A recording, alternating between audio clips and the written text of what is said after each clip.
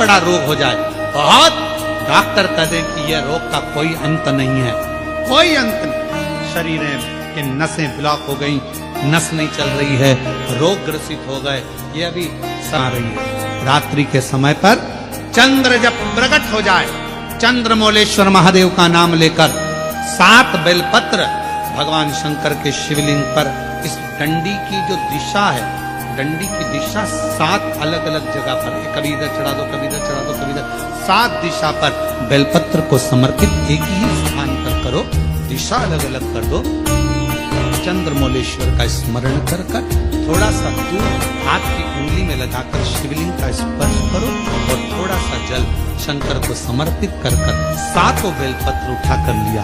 7 दिन तक लगातार एक बेलपत्र सुबह के समय पर रोज खाना प्रारंभ करो। कितनी भी नसें ब्लॉक हो, चाहे शरीर में कितना भी रोग हो, धीरे धीरे समाप्त जरूर। शरद पूर्णिमा का ये उपाय अवश्य करें। हम फिर कहेंगे डॉक्टर शिव का एक रूप है, डॉक्टर को दिखाओ मना नहीं है, डॉक्टर का इलाज कराओ मना नहीं है, डॉक्टर की जांचें कराओ मना नहीं है, पर शंकर पर विश्वास कर कर शिव को अपना मानकर, अपने जैसे भगवान नंदी गुरु बनकर और गुरु बनकर आए और कहा कि आप बेलपत्र का स्पर्श करिए, स्पर्श करा, कपाल नीचे गिर गया, शिव जी का नाम कपालेश्वर महादेव हो गया। पूर्णिमा के दिन चावल का एक आखा दाना जानते हो, पूरा खंडित चावल नहीं, कितना चावल, एक दाना चावल का शंकर भगवान के शिवलिंग पर समर्पित करिए। एक बेलपत्र जिसका डंडी का मुख अपनी ओर हो, जहां से चावल चढ़ाया है, उस चावल के ऊपर अपनी कामना कर कर रख दीजिए और चंद्रमौली भगवान का स्मरण करिए। कौन से भगवान? शंकर भगवान का सर्वश्रेष्ठ सुंदर नाम है चंद्रमौली। चंद्रमौली भगवान का स्मरण करिए, अपनी कामना कर कर बेलपत्र समर्पित कर कर शिव जी पर एक लोटा पानी, एक जल पात्र समर्पित करो, कलश से जल चढ़ा दीजिए, नयनों में वो जल लगाकर अपनी कामना कर कर वापिस घर को आइए। अगली पूर्णिमा आएगी, जो कामना करी है मेरा चंद्रमौली भोलेनाथ से। पूर्णिमा का जो चंद्र है वो विशाल का है और उस चंद्र की पूर्णता में हमारी अभिलाषाएं भी पूर्ण हो। आप आस्था चैनल के माध्यम से जितने लोग कथा सुन रहे हैं, फेसबुक यूट्यूब पर जितने कथा सुन रहे हैं और कुबेरेश्वर धाम में जितने कथा सुन रहे हैं, आप में से कितने लोग हैं जो पूर्णिमा का व्रत करते हैं? जो माताएं करती हो जरा हाथ उठाइए। पूर्णिमा का व्रत जो करती है, करते हो ना आप लोग? रखिए हाथ। अब पूर्णिमा के व्रत में आपने कई बार किताब पढ़ी होगी पूर्णिमा की, या आपने व्रत किया होगा, या पूर्णिमा का व्रत आप धारण करे होगे, तो उसमें पूजन कौन से भगवान की होती है? पूर्णिमा के व्रत में किस भगवान की पूजन होती है? तो कहा पूर्णिमा के व्रत में केले के खंभ लगाकर पूर्णिमा का जो अध्यापन होता है, पूर्णिमा की जो पूजन होती है, उस पूजन में शंकर और पार्वती की पूजन की जाती है, शिव और नारायण की पूजन करी जाती है, शंकर और पार्वती का स्मरण किया जाता है। किसकी पूजन होती है? शिव पार्वती।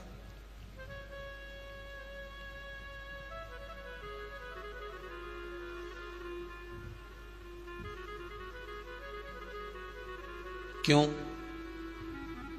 शंकर और पार्वती का पूजन क्यों करा जाता है पूर्णिमा के व्रत में? क्योंकि शिव और माता पार्वती ही केवल एक ऐसे हैं जिन्होंने अपूर्ण लक्ष्मी को भी पूर्ण बना दिया था। किसको पूर्ण बनाया है? लक्ष्मी। शरद पूर्णिमा के दिन अगर आप शंकर भगवान को एक लोटा पानी अगर शिव को समर्पित कर रहे हो, श्वेत पुष्प को रख कर शंकर जी के ऊपर सफेद फूल को चढ़ाकर अगर एक लोटा जल भी, एक पात्र जल भी शंकर को समर्पित कर रहे हो, तो ये लक्ष्मी के लिए ही तो कर रहे हो। और कौन सी लक्ष्मी? पूर्ण लक्ष्मी। पूर्ण लक्ष्मी। आपको पहले भी कथा में कहा, एक बार भगवान विष्णु के सामने लक्ष्मी मैया ने बहुत तेज स्वर में कह दिया था, नारायण, दुनिया के लोग आपका नाम जपते हैं, दुनिया के लोग नारायण नारायण कहते हैं, दुनिया के लोग आपका भजन करते हैं, पर सत्य मायने में कहूं ना तो मेरे बिना दुनिया के लोगों की नहीं चल सकती, मेरे बिना दुनिया नहीं चल सकती, संसार मेरे बिना नहीं चल सकता। भगवान विष्णु ने कहा ये तो गलत है लक्ष्मी आपका कहना। एक दिन लक्ष्मी को अहंकार आ गया, अहंकार के संबोधन जब माता लक्ष्मी करने लगी तो भगवान उसी समय पर भगवान विष्णु को क्रोध आ गया और भगवान विष्णु ने कह दिया लक्ष्मी तू इतनी बड़ी बड़ी बात कहती है कि तेरे बिना नहीं रह सकती संसार। मैं तुझे कहता हूं लक्ष्मी तू अपूर्ण है, तू अपूर्ण है, तू पूर्ण कब हो गई?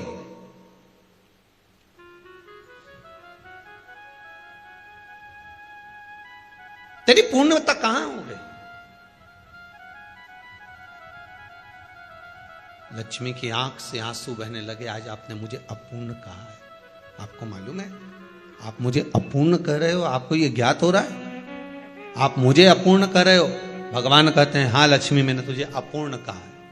अपूर्णता का मतलब आप जानते हो ना? भगवान कहते हैं लक्ष्मी मैं सब जानता हूं। लक्ष्मी रोती हुई माता सरस्वती के पास पहुंच गई। सरस्वती ने पूछा क्या बात है लक्ष्मी, क्यों रो रही हो? लक्ष्मी जी ने कहा क्या बताऊं सखी, मेरे पति ने आज मुझे अपूर्ण कह दिया है। तो क्यों रो रही है तू? अपूर्ण अगर कह दिया, पति ने ही तो कहा है ना, तो क्यों रोना? चल मेरे साथ में। और सरस्वती मैया माता लक्ष्मी को लेकर सीधे पहुंच गई माता पार्वती के यहां। माता पार्वती के यहां जब पहुंची है, माता पार्वती जी ने लक्ष्मी जी को देखा और सरस्वती को देखा तो पूछा कि बात क्या है, क्या हो गया ऐसा, क्या हुआ, क्या है ऐसा जो तुम दोनों आज मेरे पास में आई? क्या हुआ? पार्वती जी कुछ बोलती, शिव जी का ध्यान माता सरस्वती की ओर और लक्ष्मी की ओर गया और भगवान शंकर जान गए कि आज भगवान नारायण ने लक्ष्मी जी को अपूर्ण कहा है।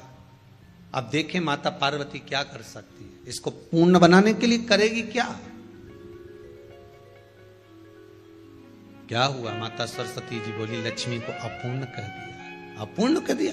हाँ, तो क्या सोचना उसके लिए, इसको मैं अभी पूर्ण बना देती हूं। माता जगत जननी पार्वती ने गोदी में विराजमान गणेश जी को उठाया और उठाकर लक्ष्मी जी की गोद में दे दिया। ले लक्ष्मी आज से तू पूर्ण हो गई, लक्ष्मी आज से तू पूर्ण है।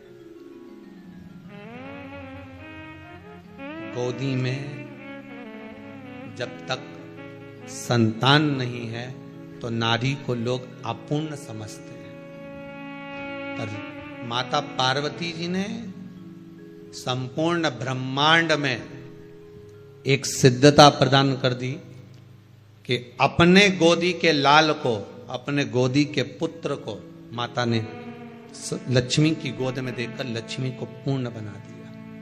वो दिन कौन सा था? यही शरद पूर्णिमा का दिन था। कौन सा दिन? आवाज पकड़ लो। यही शरद पूर्णिमा का दिन था।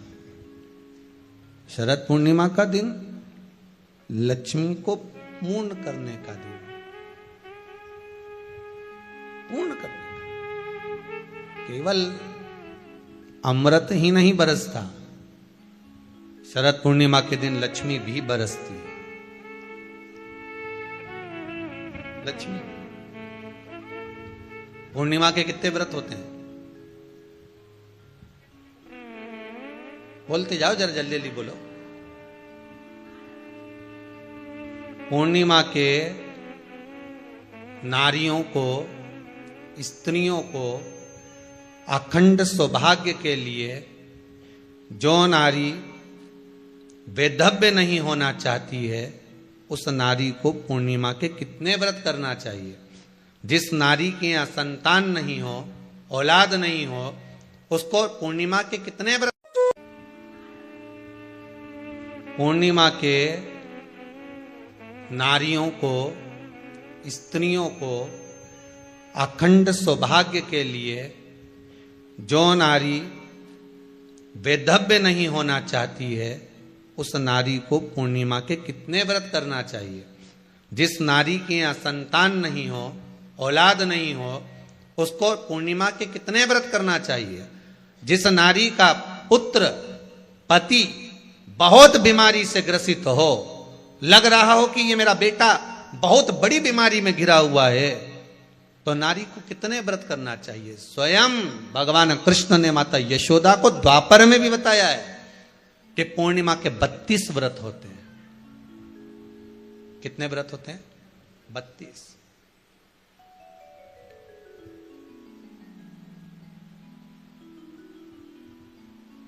स्वयं भगवान कृष्ण यशोदा रानी को, माता यशोदा जी को भी बता रहे हैं 32 व्रत। अब आपको किसी ने बता दिया होगा कि 8 कर लो, 7 कर लो, 6 कर लो, 12 कर लो, इसलिए आपने बोला कि 12 कर लीजिए, 32 कर लीजिए। अरे यहां तो द्वापर की कथा भी कहती है। यशोदा जी ने एक बार भगवान कृष्ण को रोक कर कह दिया, ए कन्हैया रुको। कन्हैया बोले, बोलो मां क्या बात है? कन्हैया जरा रुकिए, इधर आओ जरा। भगवान कृष्ण आए। हाँ मां बोलिए। किस जगह का प्रसंग है ये? जिस समय पर राधा रानी कुरुक्षेत्र में नंद बाबा और यशोदा जी को लेकर कुरुक्षेत्र के कुंड में, ब्रह्म सरोवर में स्नान कराने के लिए लेकर जाती हैं, ग्रहण का समय पर। और जब भगवान कृष्ण उस कुरुक्षेत्र के उस सरोवर में स्नान करने आते हैं, तब यशोदा जी ने अपने लाला से प्रश्न किया है, पूछा है,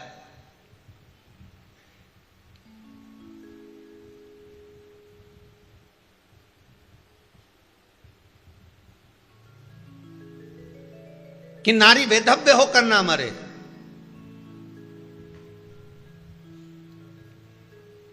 उसका पति कोई रोग से ग्रसित ना हो, उसका पुत्र किसी रोग में ना पड़े। अरे भाई कितना सुंदर संवाद लिखा है। अगर किसी माता का पुत्र मान लो किसी नशे में डूबा हुआ है, कोई नशा कर रहा है और गलत नशा है, आपको लग रहा है कि ये नशे में डूबा हुआ है, आपको लग रहा है कि ये गलत जगह पर डूब गया है, आपको लग रहा है कि मदिरापान में, मांसाहार में या अधिक गांजा आदि का जो भी नशे होते हैं, जितने भी नशे, उसमें डूब चुका है। और माँ उसको समझा रही है, तू नशे में मत डूब, तू इस काम को मत कर, तू ये गलत कर्म मत कर। माँ उसको समझा कर हार गई। तो मेरा माताओं से निवेदन है, आप उसको समझाना बंद कर दो, एक काम करना प्रारंभ कर दीजिए। हमें जो शिव महापुराण के माध्यम से शास्त्र कह रहा है कि आप 32 पूर्णिमा के व्रत प्रारंभ कर दो। उसमें करना क्या है आपको?